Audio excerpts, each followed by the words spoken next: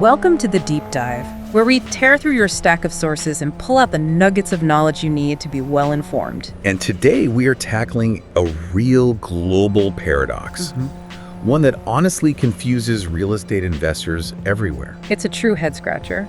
How can a brand new, highly engineered house cost maybe 150,000 US dollars? Right. And yet have the structural integrity that's required for, say, a police station? It's the first question everyone asks. When an international investor sees that price tag, their immediate instinctive reaction is always, okay, what's wrong with it? What's the catch? Exactly. There must be some massive structural flaw or a hidden financial problem here. But the source material we dug into is just adamant. This is maybe the clearest case in the world where a low price is the direct result of industrial efficiency. And it should never, ever be confused with low quality. Never. Okay, so let's unpack that. Our mission for this deep dive is to cut right through that instinct. We need to extract the core principles. We're talking pure physics and ruthless industrial efficiency that let these Japanese power builders create these incredibly strong, affordable houses. And we're looking at the giants, right? Companies like the IDA Group, Hajime Construction. Yep, and their whole strategy of mass producing these standardized spec homes, they call them taturi. That's taturi. And that standardization, that's the whole key. They've treated home building not as some bespoke craft. Not as an art project. Not at all. It's a repeatable, measurable manufacturing process. They're essentially creating an industrial product, and that process has let them engineer the cost way down while engineering safety way, way up. So let's start where the ground moves, the physics of the fortress. When you build in Japan, the sources really hammer this home. Safety isn't a luxury item. It's not an aesthetic choice. No, it's a fundamental, non-negotiable physics equation. And the gold standard for that equation is something called seismic grade 3. Okay, so what is seismic grade 3? Well, what's so fascinating here is that grade 3 isn't just, a nice-to-have certification.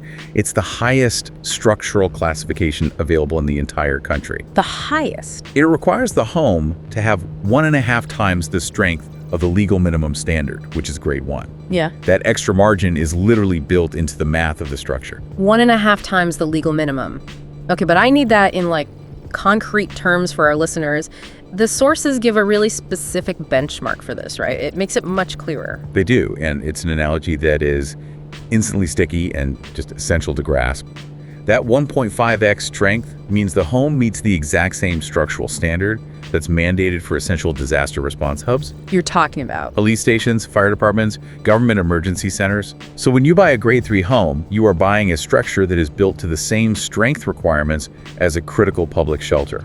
I get the analogy, but are we sure that comparison holds up structurally? Are we comparing a basic grade 3 house to a top-of-the-line grade 3 police station? Or are the methods really similar?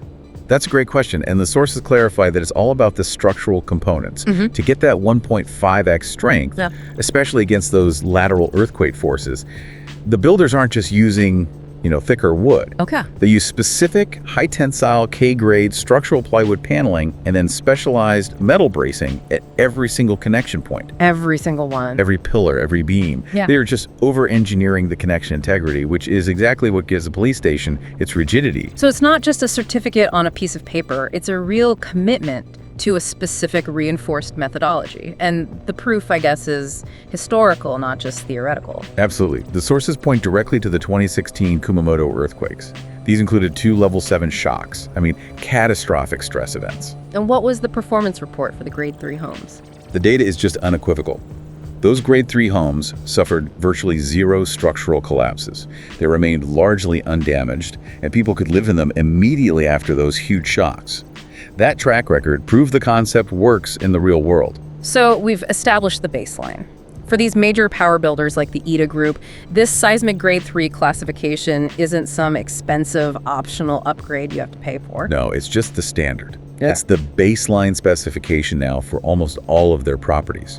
They've just internalized that highest level of safety into their business model. It's the cost of entry. It is. It ensures their product is consistent. So if we accept that premise that grade 3 is required, then the price paradox gets even sharper.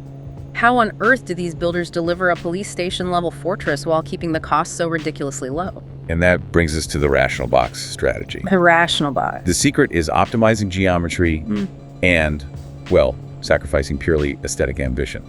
Power builders standardize their floor plans into what they call structurally reasonable squares, what we're calling the simple box, They just prioritize the efficiency of the structure itself. above all else. And this is in direct contrast to that high-end custom market. Right, where luxury custom homes are all about complex, unique designs, massive atriums, sweeping glass walls, features that rely on cantilevers, and really complex load-bearing stuff. And those designs are so demanding structurally. Custom designs introduce all these points of structural weakness.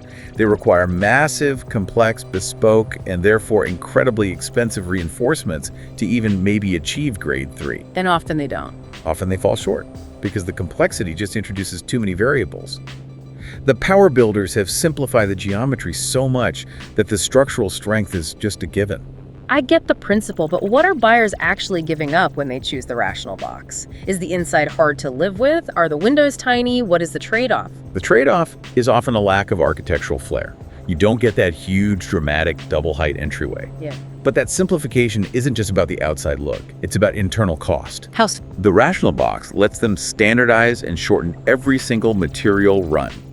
Plumbing, wiring, ductwork, fewer bends, shorter lengths, less labor time. And fewer points where things can leak or fail. Precisely. They are prioritizing physical strength over Instagram aesthetics. They maximize the structural integrity while minimizing complexity and, most importantly, labor cost. So the simple geometry is actually what allows the low cost. It's not a compromise on safety. Okay, let's dig into the financial side of that scale.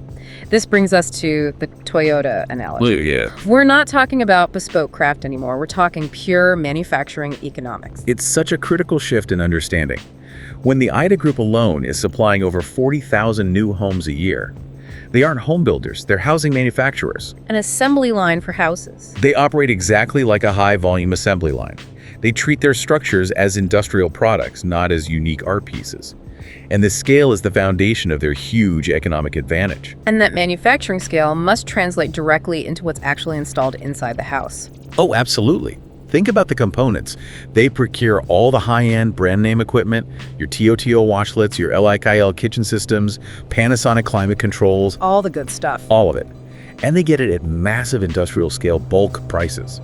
Because they're buying 40,000 of everything, the sources estimate they're getting these materials at often half the market rate that an individual architect or a small custom builder could ever hope to get. Wow. So you, the end buyer, are walking into a house where this high-tech equipment, the fancy toilet, the auto-filling bath, it's basically included for free. Effectively, yes. Simply because the purchasing power of the builder is so immense, they've negotiated the cost of goods down to an unbelievable level. They're leveraging global supply chains in a way no local builder can. Exactly. But this brings up an even more important question for the listener when they're looking at the price tag. If the base cost of materials and labor is so optimized, why does one grade 3 house cost $150,000 and another identical one cost $300,000? Right, that's the fixed price logic. The builders aren't doing charity work, so where's the profit coming from? And this is the genius of the model. The sources give impressive clarity on this cost structure.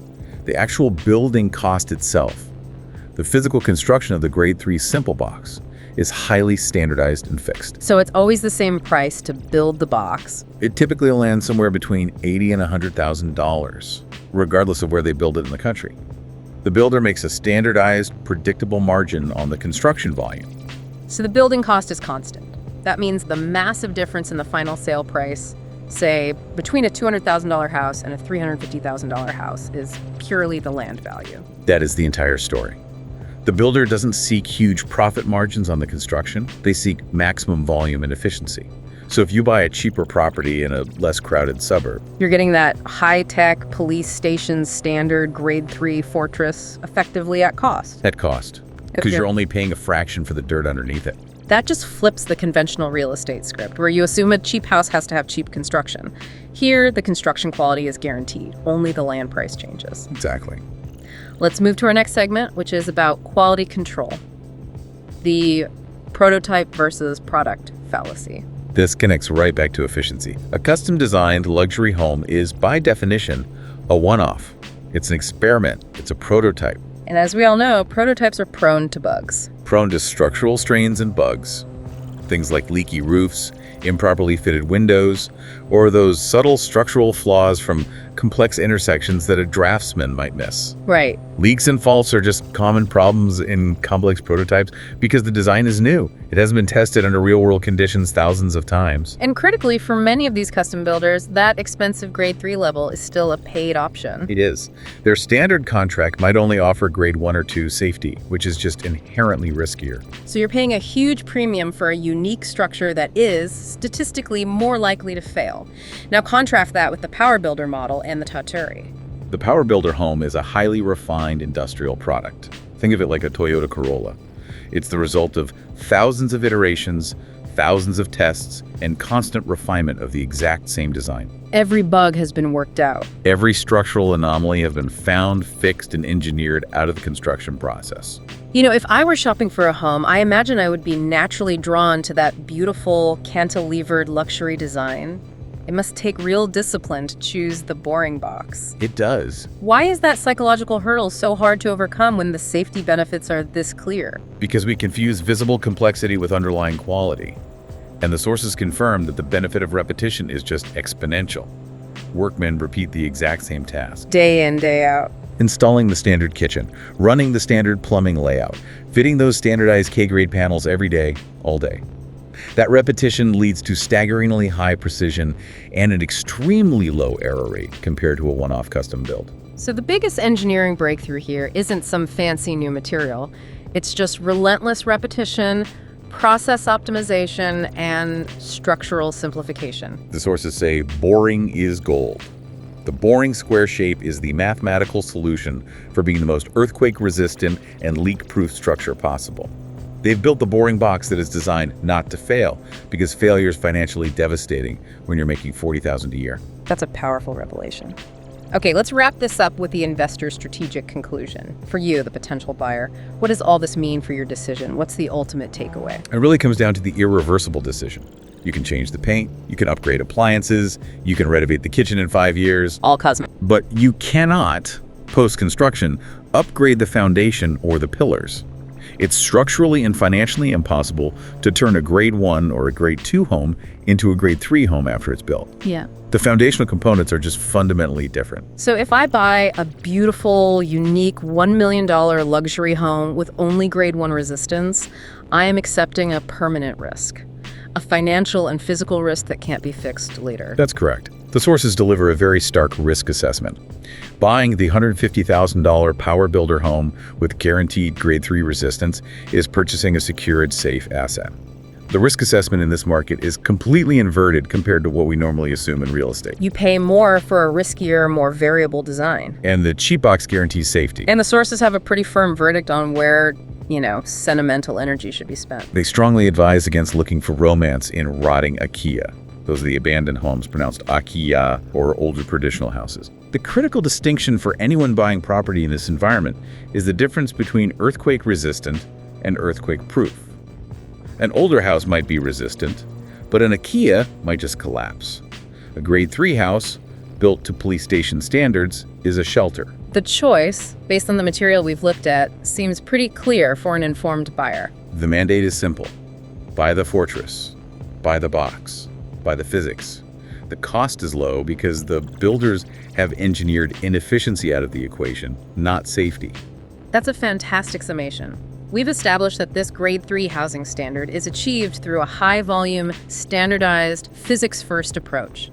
They've turned a bespoke craft into an optimized industrial process. It's the ultimate example of systems thinking applied to construction. And this leaves us with a final challenge to consider. If other safety-critical goods, think about vehicles, public transit, maybe even highly regulated medical equipment, if they adopted this exact same high-volume, standardized, physics-first approach. Like the Japanese grade 3 housing standard. What massive societal costs and what physical risks could be eliminated globally? That's the question this deep dive leaves you with. The power of standardized safety. Something to think about until the next time we connect the dots on another complex topic. Until then, keep diving deep.